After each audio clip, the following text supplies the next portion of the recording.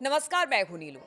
तो देखिए, जैसा कि कल मैंने आपको बोला था कि जो व्हाइट हाउस से जो बयान सामने आए उसमें यही कहा गया सेना और उनके प्रमुखों की तरफ से कि हम पूरी तरह से तैयार हैं ईरान पर हमले को लेकर। बस ट्रंप की हरी झंडी का इंतजार, यानी राष्ट्रपति ट्रंप की हरी झंडी का इंतजार है। इस बीच लगातार जो अमेरिका के विमान हैं, जंगी पोत हैं, वो लगातार जो ईरान के आसपास के इलाके वहां पर बढ़ाती चली जा रही है अमेरिका। और बताया जा रहा है कि इस वक्त करीब करीब 40,000 सैनिक अमेरिका के आसपास के क्षेत्रों में ईरान के देखने को मिले हैं। 250 से ज्यादा लड़ाकू विमान हैं या जंगी पोत हैं, वो ईरान की तरफ आगे बढ़ रहे हैं। डिप्लॉयमेंट्स लगातार वहां पर हो रहे हैं। लेकिन इसी बीच कल जो एक खबर आई भूकंप के झटके की, बताया गया कि क्या ये भूकंप का झटका परमाणु विस्फोट है, क्या ईरान ने परमाणु विस्फोट कर लिया। देखिए, ये बात हमेशा उठती है जब भी इस तरह के भूकंप के झटके ईरान में महसूस होते हैं, तो ये कहा जाता है कि देखिए वहां पर जो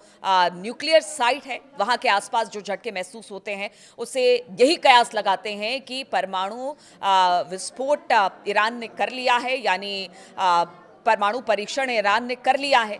लेकिन इसको लेकर भी बहुत सारी बातें आती हैं कि ऐसा नहीं है, वैसा नहीं है, बहुत सारी बातें। लेकिन जिस तरह से इस वक्त युद्ध के हालात ईरान के ऊपर मंडरा रहे हैं, उसको लेकर तो ईरान ने भी पूरी तैयारी कर ली है। क्योंकि जिस तरह से बहुत सारे रिपोर्ट्स है, CNN है और बाकी बहुत सारे ऐसे जो अलग अलग दुनिया भर के चैनल्स हैं, वो यही बता रहे हैं कि शनिवार तक हो सकता है इसी वीकेंड में अमेरिका हमला कर दे। हालांकि 10 दिन का वक्त अमेरिका ने दिया है ईरान को और साफ साफ लफ्जों में कह दिया है कि अब और वक्त आपको नहीं मिलेगा। और इसी बीच ये भी खबर मिल रही है कि मिडिल ईस्ट में अमेरिका के बढ़ते सैन्य जमावड़े के बीच ईरान ने अब खुली धमकी दे दी है। देखिए, अभी तो सिर्फ धमकी थी, लेकिन अब एक लेटर में ये धमकी यूएन तक पहुंचा दी गई है। संयुक्त राष्ट्र के महासचिव एंटोनियो गुटेरेस को एक पत्र लिखा है ईरान ने और उसमें कहा गया है कि अगर तेहरान पर सैन्य हमला होता है तो फिर वो इलाके में दुश्मन ताकतों के बेस, फैसिलिटी और संपत्तियों को निशाना बनाएगा। जिस तरह से पहले भी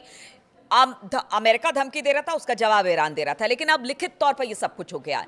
गुरुवार को संयुक्त राष्ट्र में ईरान के स्थायी मिशन ने अपने पत्र में कहा कि ईरान के लिए राष्ट्रपति डोनाल्ड ट्रंप की टिप्पणी सैन्य हमलों के असली खतरे का इशारा करती है। पत्र में कहा गया कि ईरान जंग नहीं चाहता, लेकिन अगर सैन्य हमला होता है तो तेहरान मजबूती के साथ इसका जवाब देगा।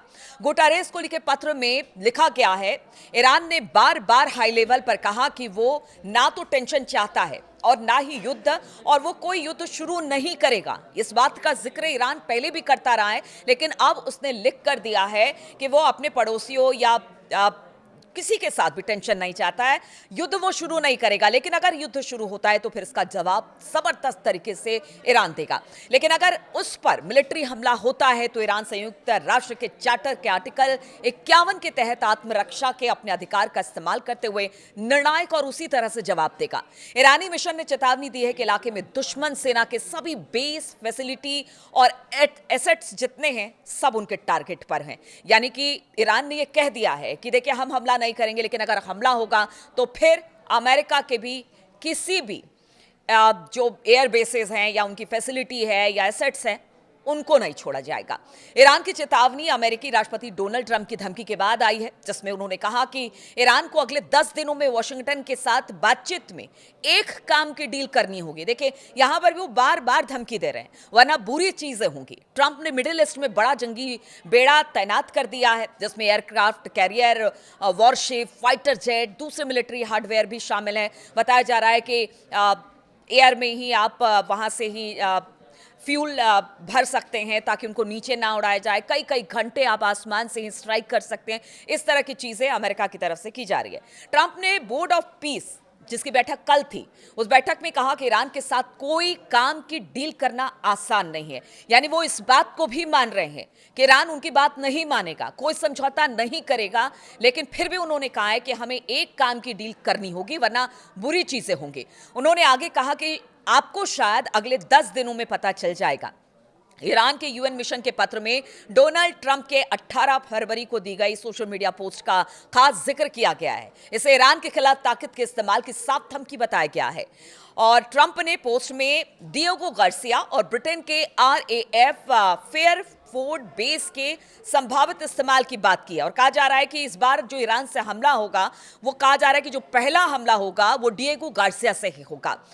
लेकिन ब्रिटेन ने अब इस पर क्या क्या वो भी आपको बताएंगे, लेकिन अभी शुरुआती तौर पर जो बातें सामने आ रही है, ब्रिटेन के आरएफ फेयरफोर्ड बेस के संभावित इस्तेमाल की बात कही गई थी। ईरान ने अपील की है कि संयुक्त राष्ट्र सुरक्षा परिषद और सेक्रेटरी जनरल यानी कि गुटेरेस को उन्होंने कहा है कि आपको इसमें इंटरवीन करना होगा इससे पहले कि बहुत देर हो जाए। चेतावनी के बावजूद ईरान ने डिप्लोमेसी के प्रति अपनी प्रतिबद्धता को लगातार दोहराया है और कहा कि वो अमेरिका के साथ न्यूक्लियर बातचीत में रचनात्मक तरीके से गंभीरता और अच्छी नीयत के साथ चर्चा में शामिल होगा और वो लगातार डिप्लोमेसी के जरिए इस पूरे मामले को हल करना चाहता है। लेकिन उन्होंने कहा कि यूएन सेक्रेटरी को और बाकी लोगों को भी उन्होंने यही कहा कि देखिए अगर आप इसमें अगर किसी तरह से इंटरवेन नहीं करते हैं तो फिर जो ये खतरा है वो बहुत ही दिक्कत भरा हो सकता है पूरी दुनिया के लिए।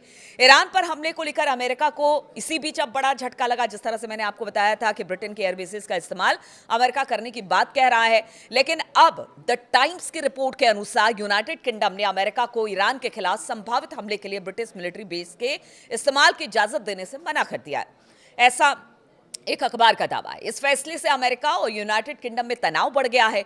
वहीं अमेरिकी राष्ट्रपति डोनाल्ड ट्रंप ने इसके लिए यूनाइटेड किंगडम की आलोचना भी की है, क्योंकि देखिए इस वक्त रमजान का महीना चल रहा है और ट्रंप नहीं चाहते कि जो अरब देश हैं उनके मिलिट्री बेसिस का इस्तेमाल किया जाए। और पहले भी बहुत सारे देश ऐसे हैं कि जिन्होंने अपने मिलिट्री बेसिस का इस्तेमाल करने से अमेरिका को देने से मना कर दिया है। अब ऐसे में आप देखिए कि अमेरिका अब दूसरी स्ट्रेटजी के साथ काम कर रहा है, वो चाहे यूके हो या फिर जर्मनी हो, इधर स्पेन, इटली, बताया जा रहा है कि जो बाकी और कंट्रीज है वहां पर अब उनके एयर बेसिस का इस्तेमाल करेगा ईरान को घेरने के लिए।